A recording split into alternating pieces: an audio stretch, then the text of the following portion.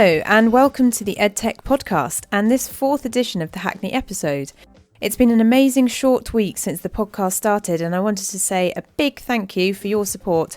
We've had 400 downloads from 9 countries in 1 week since launch, and I hope to keep bringing you interesting stories from around the globe. Yet to be edited, but coming up on the podcast, the latest cohort of EdTech startups from Emerge Education, Lauriston Primary School teacher Tolu Oyenola, Assistant Director User Experience at Loughborough University Graham Walton, Global Teacher Award finalist Joe Fathery, and MFL Twitterati godfather Joe Dale. But now, in this edition, I meet Alex Flowers, Head of Digital Programmes at the Victoria and Albert Museum, and we chat V&A East, wearable technology, teaching resources for computer and STEM via the arts, the coding language processing, St Martin's University, iterative design, and why arts in the curriculum must be protected.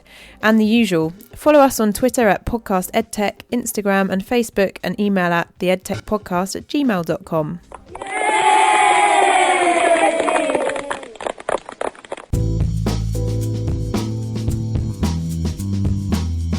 I'm just enjoying a cup of ginger tea in the V&A cafe with its delightful interior architecture here.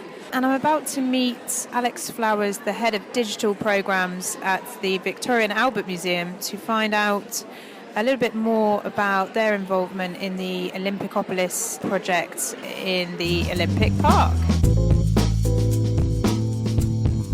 Well, thank you very much, Alex, for taking part in the podcast. Would you mind kicking off just by introducing yourself and saying a little bit about what you do here at the Victoria and Albert Museum? Sure. So I am team leader for digital programs here, and we're based in a department called Learning and Interpretation. So we do all the education work of the museum, and we also do the in-gallery interpretations. That might be labels or it might be interactives inside the galleries. So within my team, there's 4 of us inside our team for digital programs, and we look at digital art and design right across all the collections here. So in terms of school, what does that mean with regards to how you interact with schools and students themselves? So we tend to mainly work with, I guess when we say young people, so 16 and upwards, with higher education and with adult learners as well. But one of our roles within the department is to support our schools teams who create all the sessions around the exhibitions and around the permanent collections that we have.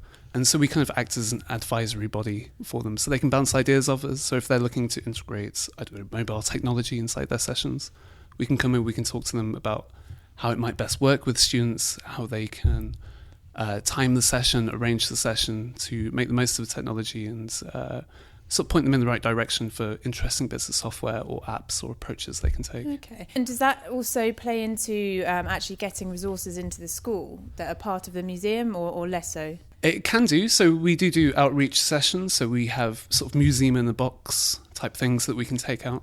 But I guess a big part of reaching out to schools is some of the online work that we do. So creating teachers' resources, activities for students or online resources on our website that schools and teachers can access. Okay. Obviously, with it being half term this week, did you ever just get a bit sick of children? Or is that a terrible... I'm never going to say that I get sick of them. We'll edit that bit out.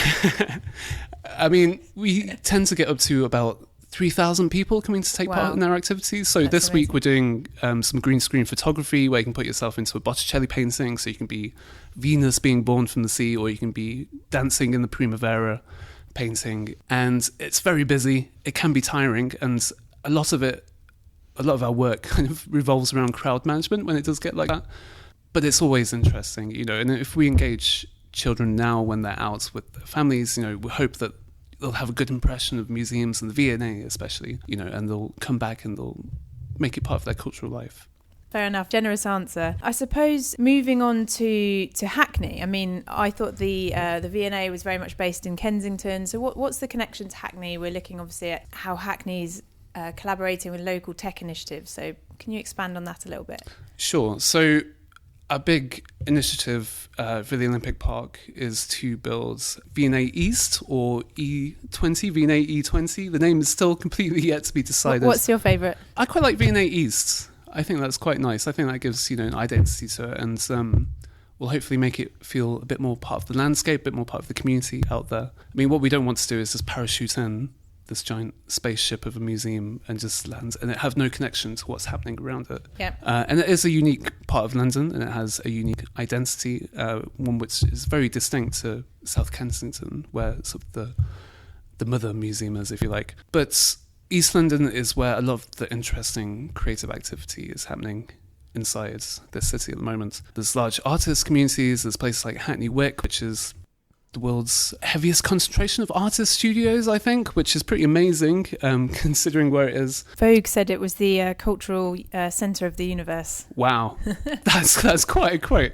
Well, hopefully, if the V&A becomes part of that, I like that, cultural centre of the universe, that would be fantastic. So it's a chance for the V&A to not reinvent itself, but to create a museum that fits the 21st century.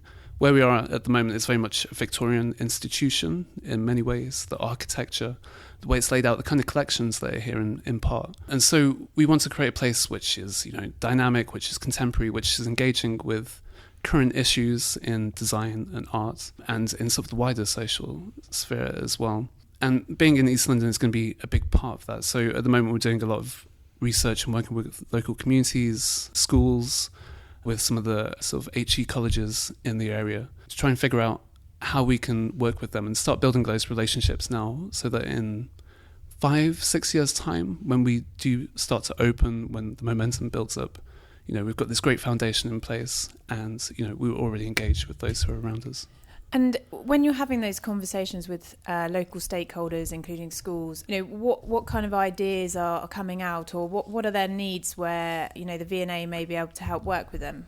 So I think one of the big bonuses of being on that side of the city is that it's going to be much easier for people to actually come and visit the physical museum. And we've done lots of projects over in sort of Stratford Way before, and it was quite amazing, but perhaps not so surprising to find out that a lot of people had never travelled across the city or had never really ventured out of the borough so much. And for schools and for colleges, it can be really difficult to take a class out and to arrange cover and to convince the heads of your institution that, this is a valuable thing, that this is an important experience that you should be giving your students. So anything that we can do to make that easier is only going to benefit the schools and colleges that are around us. And I think you've been in the role for 4 years. Yes, that's right. Is there a particular case you can think of where you've worked really well with schools, or, that you are particularly proud of that's kind of stuck with you? Sure. So last year we did a great project which involved the Queen Elizabeth Olympic Park. It's a bit of a mouthful. It is a little bit. I was thinking of the acronym Q up, but that'll be it. St. Martin's University, and we looked at creating sort of wearable technology and set up a competition for schools to enter, where they could bring their ideas and concepts around what wearable technology might look like in the future, how it might function, how it might affect our lives, and then teamed up the winning schools with mentors from St. Martin's University to actually realise those pieces. And that all culminated in a great show at the Aquatic Centre in the Olympic Park, where we set up a catwalk, we had models and photographers, beautiful lighting on the stage, made a real event of it. And that was a real deep engagement. So that project ran for about 6 months or so, and for 3 of those months, the schools were working with young students from St. Martin's, people who are incredibly skilled at what they do. They were MA students, so some of them already had industry experience, great designers, knew a lot about new material technology, interesting trends, and they worked very closely, the students there. And where were the students who were learning from? Were they from a school or from a college? Or So they were all from secondary schools, so it's key stages, I think it's 4 and 5 that we were working with. And those schools were from all over London, but we made sure that we got a good geographic pick from each corner of the city. Okay. So East London was well represented in that.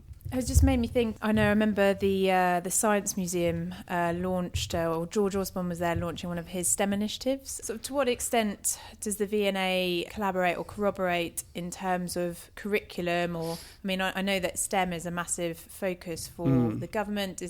How do you work with government in terms of the education programs that you deliver as well?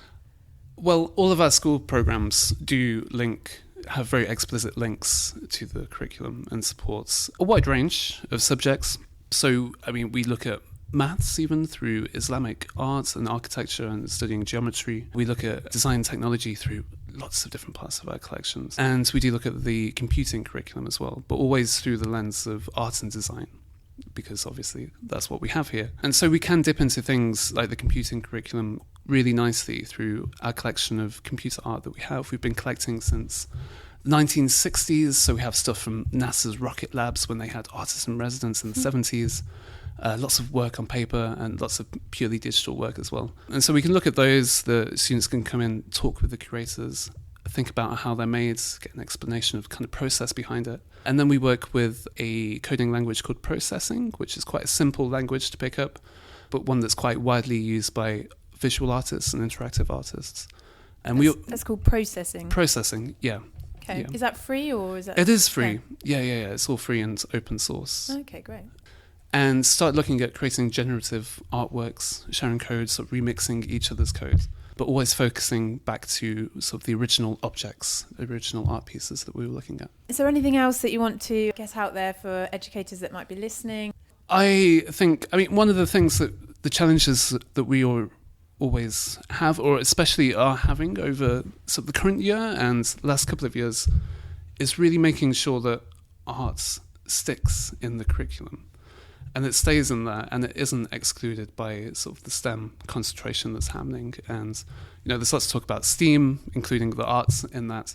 And I think looking at engineering, looking at technology, and looking at science, design is such a huge part of that, and understanding design thinking and iteration and elegance and about the user experience, including design in that, is incredibly important. Otherwise, you're going to be left with some kind of, soulless... Roboton. Yes, if you like. So, we campaign for that. We do speak to government about this. And I hope we try and sort of lead by example as well and show good examples of teaching and run interesting Inset sessions for teachers as well and show them the kind of possibilities that are out there. Okay, and then how can people keep in touch with what you're doing, and you in particular in the V&A and V&A East as well? Sure. So, the V&A website's a great place to start, vam.ac.uk. We have a great selection of teachers' resources on the tests resource section, and all our sessions are listed on the site. We run lots of free workshops, so if you want to bring in your primary school, secondary school, there's no charge for those, and we can help support you organise it and make sure that it's as painless as possible to bring all your students in. We know it's tricky for teachers, so we do want to make that as easy as possible. Perfect. Well, thank you very much, Alex. I really appreciate that. Great. Thanks, Sophie. And if you enjoyed that, make sure you subscribe to the EdTech podcast on iTunes. Thanks for listening and see you next time.